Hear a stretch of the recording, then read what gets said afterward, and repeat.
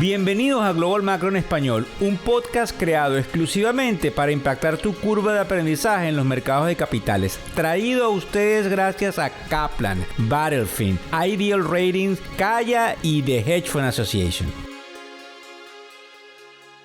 Lunes 15 de mayo del año 2023. Buenas noches, buenas tardes o buenos días, dependiendo de dónde nos estás escuchando. Vamos con un podcast corto, un poco más institucional de lo normal, donde probablemente ustedes tienen que entender en algunos aspectos a qué se somete el manejador de fondos, sobre todo durante el fin de semana, donde existe un vacío de la posibilidad de nutrirse de información directamente de Bloomberg o de CNBC, digamos desde el punto de vista de los comentaristas tradicionales de lunes a viernes.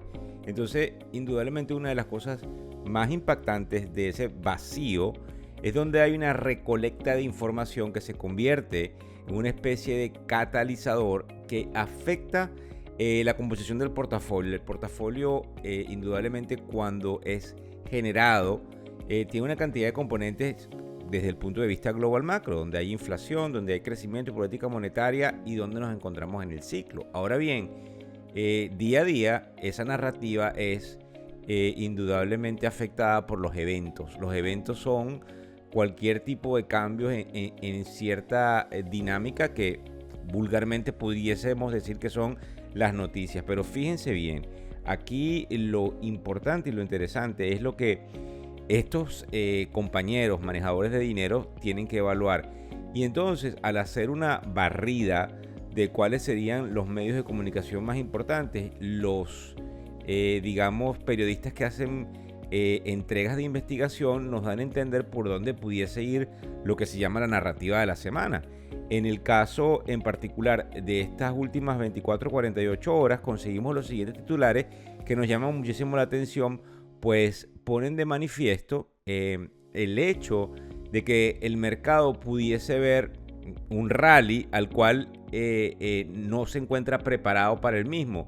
Fíjense ustedes, cuando nosotros analizamos la prensa, en el caso de Reuters, que es un portal de noticias sumamente importante, Bullard, que es un gobernador de la Fed, dijo que recientemente la estabilización de las expectativas de la inflación son bastante alentadoras y que obviamente viene un panorama probable de desinflación. Esto es indudablemente bullish, es decir, una aliciente positivo para el mercado. En el caso de Bloomberg, observamos a Jefferson, que es otro gobernador de la,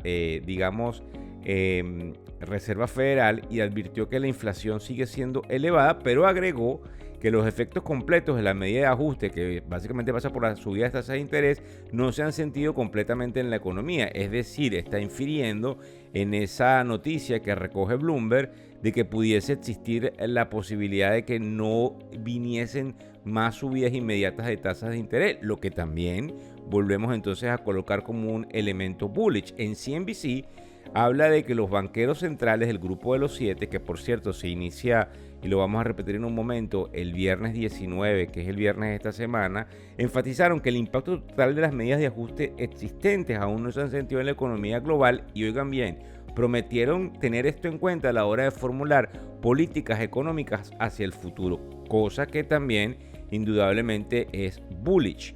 En el caso del Wall Street Journal, un artículo dice que los inversores no han estado tan desinvertidos en acciones frente a la, digamos, dinámica de los bonos. Hay una relación entre cuánto en el portafolio yo tengo en títulos valores denominados como acciones y cuánto tengo yo en títulos valores denominados como bonos. Y hay una desinversión momentánea en la dinámica en la cual esos portafolios históricamente se comportan, lo que quiere decir que probablemente a la hora de cualquier, digamos, subida tengan que pasar corriendo al lado de las acciones, lo que sigue siendo entonces bastante bullish. En el caso del Financial Times, nosotros observamos que los fondos de cobertura cuántico, que es como se dice los quant hedge funds, están comprando acciones a un ritmo mucho más rápido que no se veía durante los últimos 10 años. Esto en la última semana, mientras que probablemente algunos portfolio managers, que es como se llaman los PM, portfolio managers, se mantienen al margen debido a las preocupaciones macro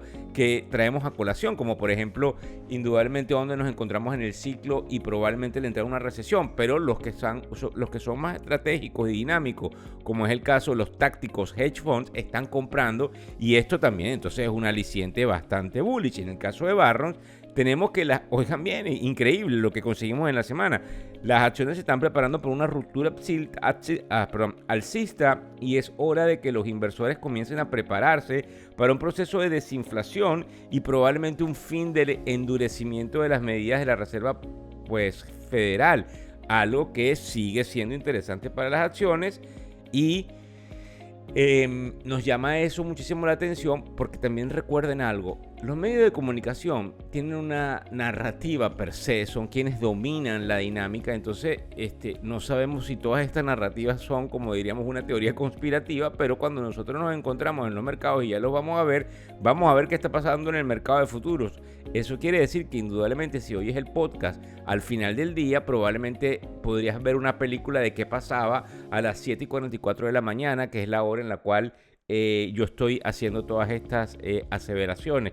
Fíjense ustedes, en Axios, que es otro portal interesante, nosotros observamos que los pagos de los préstamos estudiantiles en Estados Unidos se reanudarían, algo que entonces no es bullish, porque tú estás desviando la liquidez.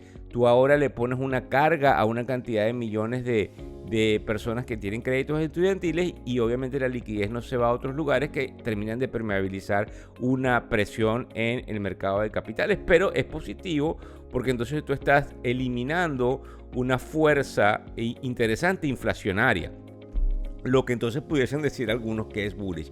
Fíjense ustedes, antes de que pasemos al mercado, que me sorprende en dónde estamos en la apertura o en la preapertura, hay 5 cosas interesantes que también los institucionales tienen que exactamente ponerle el ojo, porque tiene digamos, una marcada posibilidad de afectar, no sé si momentáneamente, pero definitivamente afectar la dinámica del comportamiento del portafolio. Por ejemplo, en la economía china, hoy lunes, esta noche, nosotros vamos a saber los índices de las ventas de los minoristas y de la producción industrial.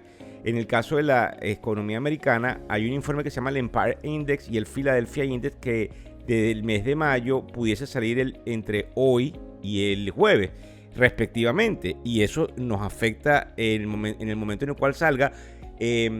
Cómo nosotros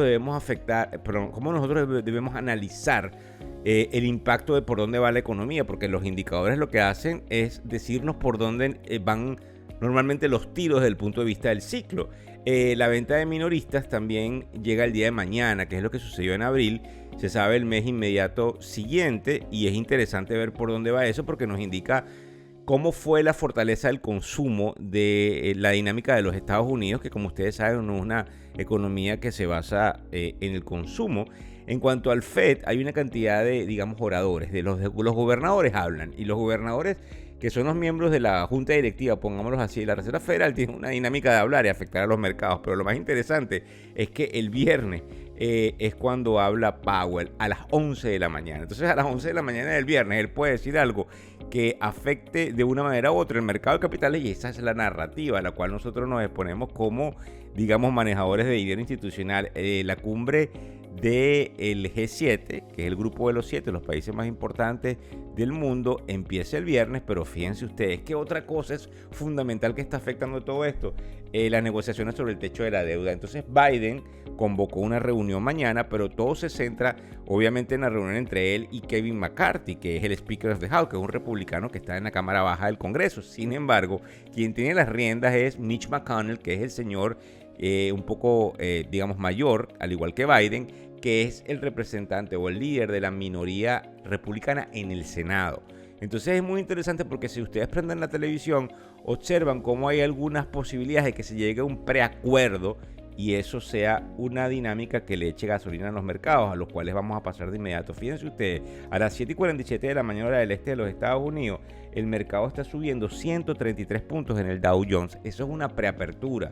Es importante porque no podemos inferir que específicamente son los titulares, pero las máquinas también están tomando en cuenta el análisis de la dinámica de esas noticias. En el caso del petróleo, el petróleo está también subiendo. Recuérdense que cuando el petróleo sube también me afecta la partecita de la pizza que está en energía y que presiona los índices también al alza.